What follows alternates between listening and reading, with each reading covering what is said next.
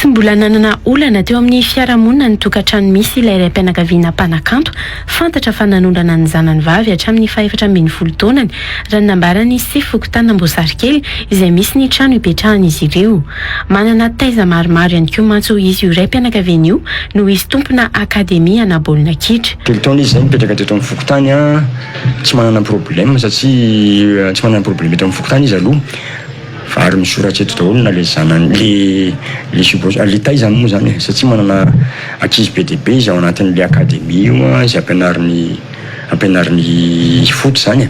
Efa nampametra-panontaniana ny manodidina ihany nefa ny fihetsika izy mianaka hono izy izay vokotany. Ohatrany tsy mbola nisy fitorohana mikasika ny izy hoe miaraka fa zay ny olona ivelany izay mahita aloha zany mahita hoe ohatrany tsy misy zavatra tsy ara-dalàna amin'le izy mianaka sy mifampitatana mifampitositosy mampiseho hoe ohatrany ireny olona mifankatia ireny dia tsy sarotra be fa ny prise vivement fotsiny zany ny olona. Tsy mba nahazo nivoaka ny trano irery ihany koa zazavavy zanak'ilay mpanakanto io hoy ny mpiara-monina.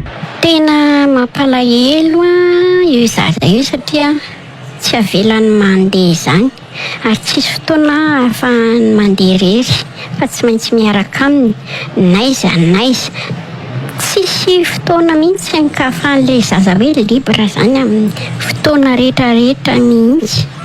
Nisy fotoana nefa io zanany vavy io nitsoaka niaraka tamin'ireo ankizy lampanao baolina kitra taizan'ilay raim-pianakaviana hoy ny mpiara-monina. Nisy nitsoaka ireo ankizy ireo tamin'ny fotoana dia izay fitsoakan'ireo ankizy ireo izay tsy zakany. Dia rehefa tsy zakany ilay fitsoakan'ilay ankizy ireo dia niaraka tamin'ny ilay zanany vavy zany ny fitsoakan'ireo ankizy ireo dia tsy zakany zany hoe lasa le taizany rehetrarehetra tao dia avy eo dia lasa koa le zanany vavy dia izay tsy zakany. Nantsony ilay zanany vavy ka nomeny fotoana tany amin'ny trano fisakafoanana rehefa tsy netinody tany an-trano. Nanaovany herisetra ilay zanany vavy rehefa tsy netinody ho hiatrany fitantara ny mpiara-monina. Nalahelo an'ilay zanany izy dia niantso. Rehefa niantso an'ilay zanany izy tamin'ny fotoana dia ilay zanany izy tsy hody. Dia rehefa tsy hody ilay zanany dia mifanao fotoana zareo dia andao arany amin'ny restaurant. Dia rehefa nandeha tany amin'ny restaurant dia tonga dia tany nidaroany le vavy kely. Dia rehefa nidaroany dia lasa nitsoaka. Dia rehefa nitsoaka dia tratrany. Dia rehefa tratrany dia netin'ody. Isan'ireo taizan'ilay raim-pianakaviana amin'ny baolina kitra ihany moa ny olon-tiany ilay zanany vavy ka nahafantatra tsara ny zava-misy iainan'izy ireo ao. Izy no niantso fanampiana tamin'ny manodidina raha nambarany ity mpiara-monina ity ihany. Dia teo amin'izay nanomboka ilay zavatra nitranga satria manana sipa zany nanana sipa tamin'ilay ankizy tao an-trano ilay zanany vavy.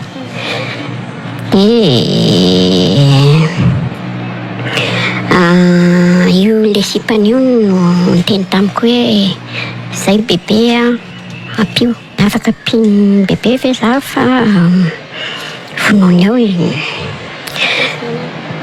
dia zanany dia tsy maninona ho hafa ezaka.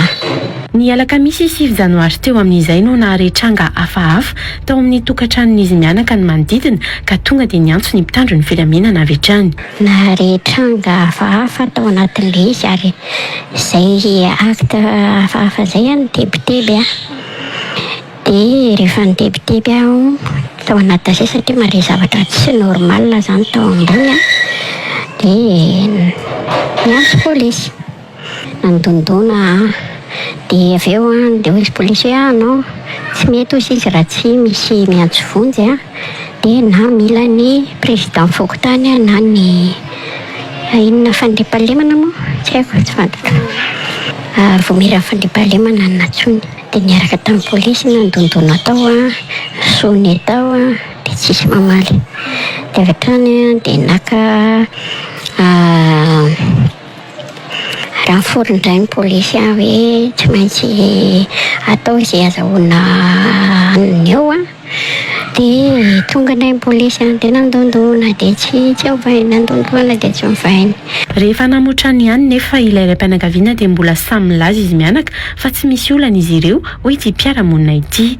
Dia rehefa mivanona ny trano dia io izy dia hoe inona le atongavanareo dia hoe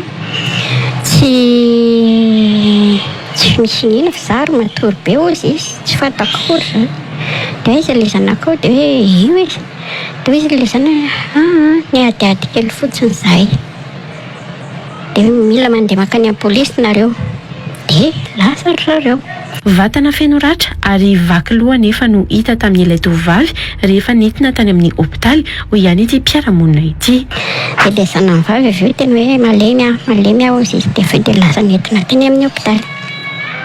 Rehefa tonga teny amin'ny hopitaly dia maratra. Feno ratra ny vatany, manontolo. Lohany vaky 5. Ny petahany tamin'ny antsy mamay ny fivaviny, ny tongony, ny tanany. Dia efa hiditra etapy fahatelo izy hoe hanao le antsy mamay ho any amin'ny fivaviny no nandondona amin'ny polisy dia tsy vitan'le action zany. Efa nidoboka ponja vonjimaika ny tsy afamo ity raim-pianakaviana ity raha toa ka manaraka fitsaboana ilay sanany vavy.